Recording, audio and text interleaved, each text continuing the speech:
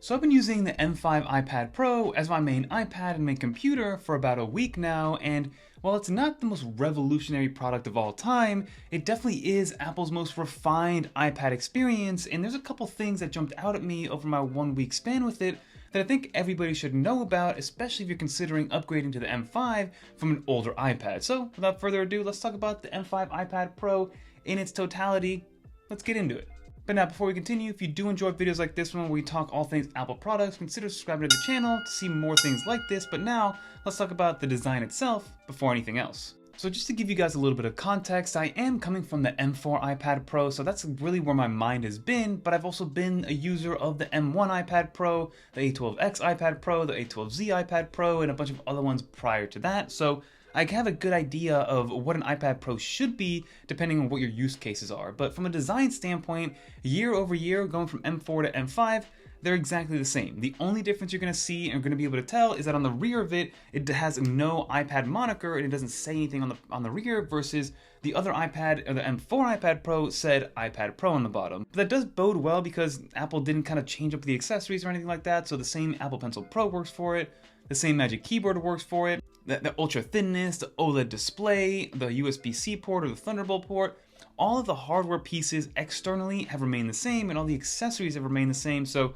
if you are coming from the M4 iPad Pro, it's going to be very familiar, and if you're coming from maybe an older iPad Pro, it's going to be a nice and substantial upgrade.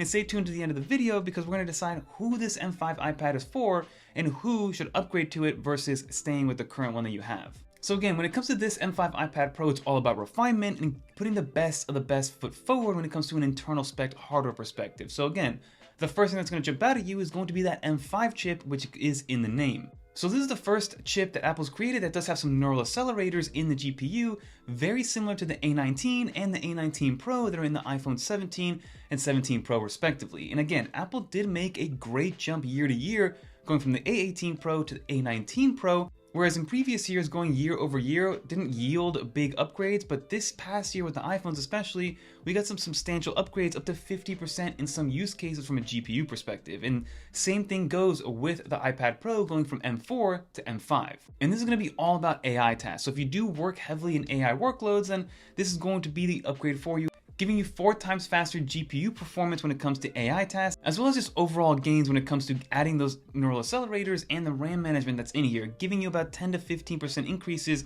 overall from a CPU and GPU perspective, and that does translate into real world use. You know, I'm somebody who uses something like LumaFusion on a daily basis, and I export these large video files, and I did notice that with my speed testing, I do get about 15 to 20 to 25% faster export speeds from the M5 iPad Pro compared to the M4 iPad Pro. So that is something to take note of, that even in day-to-day use, if you aren't somebody that's using all these crazy AI workflows, which I am not doing, aside from a little bit of ChatGPT here and there, I'm not doing too much when it comes to AI workloads and activities and tasks. I stick to my LumaFusions of the world, the Affinity photos, and then a lot of content consumption, content creation, as well as all my personal things like personal finance and just surfing the web and planning my day-to-day. So those are the things that I use my M5 and M4 iPad Pro for, and I do see those gains here and there when I am doing my day-to-day tasks. And if you are a numbers person, Geekbench scores are a nice little kind of way to visualize or at least contextualize what the differences are between the M4 and the M5. The M5 does give you a 4,175 single core score and then about a 15,500 multi-core score, which does bode that 10 to 15% overall increase. And like I said, it does translate into real world use. But the key here when it comes to that real world use, and something that I did notice, is going to be with iPadOS 26. iPadOS 26 was launched earlier this year, and it brought this brand new multitasking and windowing mode, and everybody thought to themselves like, hey, this is it. This is the moment the iPad is becoming a computer. And in all intents and purposes, for me, it completely has. I've been forcing the iPad Pro to be my computer since around 2018, and this iPadOS 26 update was the biggest thing for the people like myself who do try to use their iPad Pro as their main machine, because it's been the most Mac-like that we've ever seen it. There's a couple of different camps here. Some people either love it or they hate it, saying like, keep the iPad an iPad, keep it a tablet. And some people that are finally saying, wow, finally the iPad Pro is getting some real software to help it kind of use the hardware that it already has internally.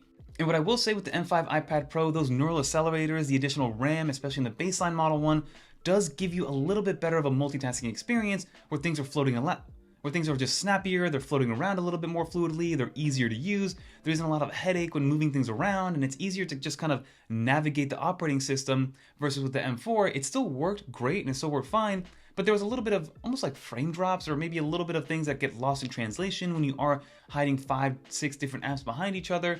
Versus with the M5 iPad Pro, there's been zero hiccups. And to talk about the memory, the performance tiers, and the storage that comes in the M5 iPad Pro, this is the first year that Apple is now upping it from 8 gigs of RAM to 12 gigs of RAM on the baseline level iPad Pros, whereas previously you needed to go all the way to the 1 terabyte model to get more than 8 gigs of RAM. At least now you know that the baseline model does give you 12 gigs of RAM, and on Apple's website it does show you that when you are picking up the performance tiers, which is the first time Apple's doing that. So thank goodness Apple is doing that. And it also lets you know that you have a 9-core CPU versus a 10-core CPU.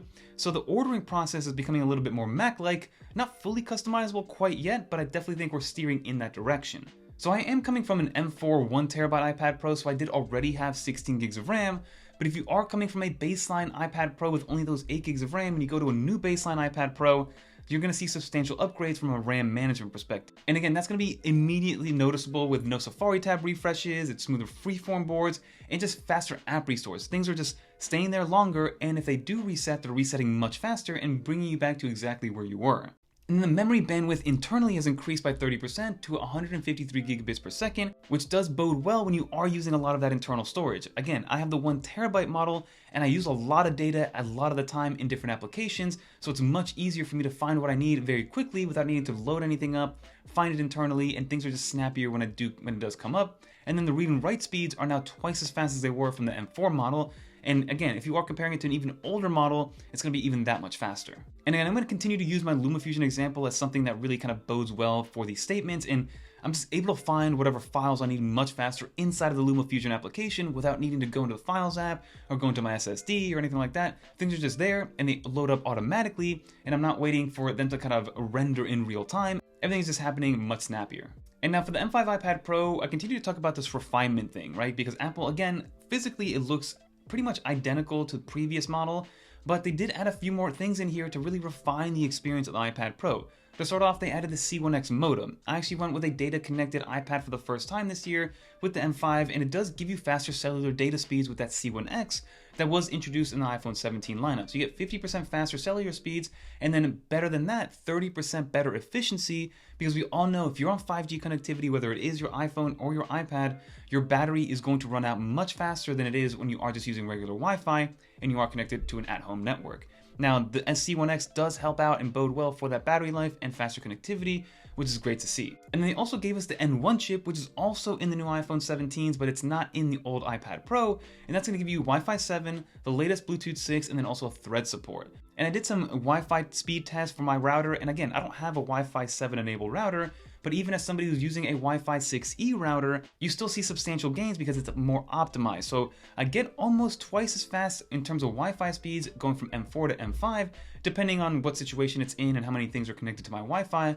But overall, just know you're getting faster Wi-Fi speeds and faster data connectivity speeds without sacrificing a ton of battery life. So again, all about refinement with the iPad Pro. And then to continue on with that idea, for the first time ever, iPad Pros are getting fast charging. Again, it goes to show you just some of the things that Apple would like omit from the iPad Pro just to kind of, I don't even know why, to maybe make us wait another year. But the M4 iPad Pro, I believe, charged or peaked at around 37 to 39 watts of charging, which was not considered fast charging, whereas the iPad Pro now gives you 50% charge in 35 minutes while you're using Apple's 40-watt dynamic power adapter with the 60-watt max. So again, I was able to test it and I got around 49 watts of power in terms of inputting in, and it does charge much faster than previous years.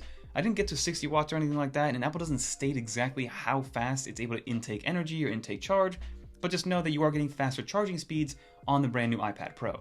And the last thing Apple updated, at least quietly, for the M5 iPad Pro is that it does have support for 120Hz external displays and adaptive sync. Now, I don't have a 120Hz display, so it's not anything that I kind of took advantage of in real world use, but it might actually be a foreshadow into letting us know that, hey, Apple could be coming out with their own 120Hz display that coincides with not only the iPad Pro, but then of course the MacBook Pros of the world. But at least if you are somebody that does have a 120Hz display, the iPad Pro will now be able to basically have ProMotion on an external display, which could not be said about any other iPad Pros previous to this one, which is always a good thing to have. So to reiterate what I mentioned in the very beginning, this isn't a game-changing kind of drastic change. We saw the big change going from the old iPad to the M4 iPad Pro, where we got a new redesign, we got the new camera bump, the new thinness of it all with the 5.1mm thickness, the tandem OLED display going from mini LED. So that's where we saw the big substantial gains, at least hardware and visibly. And then the M5 iPad Pro is just a refinement to make everything that much better and make the day-to-day experience one that you really enjoy, and just makes everything faster, it makes everything snappier, and it makes everything just a little easier to use overall. So who should upgrade to the M5 iPad Pro? In my opinion, if you're coming from an older iPad Pro, maybe 2018 to maybe the M2 iPad Pro, then you're going to see some substantial increases, not only from an internal hardware perspective and from a performance perspective, but also just the overall hardware, right? You're getting a huge leap in design and the OLED display, performance, you get better AI, you get better Apple Intelligence, faster charging, the better display output. Everything just starts to add up through an actual substantial upgrade coming from an older iPad Pro. But now, if you do have an M4 iPad Pro, should you get this? You know who you are if you do want to upgrade to it. More than likely, you don't need it if you're just a casual user. But now, it's only really worth it if you kind of fit into this category of the M4 iPad Pro. Maybe you have the 8 gigs of RAM version, you rely on cellular and hotspot use, maybe you need faster file handling for AI-based workflows, or maybe you want the nano texture display this time around, which is only available on that 1TB model. But again, you know who you are if you have an M4 iPad Pro right now and you want to upgrade. But for the most part, I say hold on to your M4 iPad Pro. It's still a great iPad Pro. It's going to last you for years to come. If you have a 2018, 2020, or maybe the M1 or M2 iPad Pro, if you're in the market for a new iPad Pro, then yes, you're going to see some great upgrades and it's going to be an awesome purchase for you and you're going to enjoy it moving forward. But that's to each their own. But let me know in the comment down below what you think. If you made it to the end, leave a little dolphin. Shout out to the Dolphins, they finally won this weekend.